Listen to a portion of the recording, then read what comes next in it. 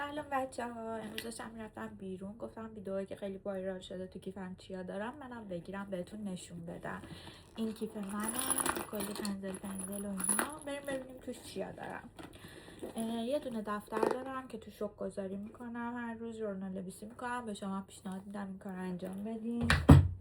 بعد یه دونه کیف دارم که توش وسیله‌های مهممه، مثل رژ لب، برش، چون من موتور سوارم. حتما بعد اینکه کاسکمو در میارم باید موهامو شونه کنم.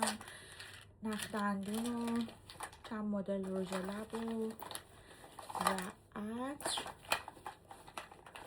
و چرب کننده لب که حتما باید همراه هم باشه.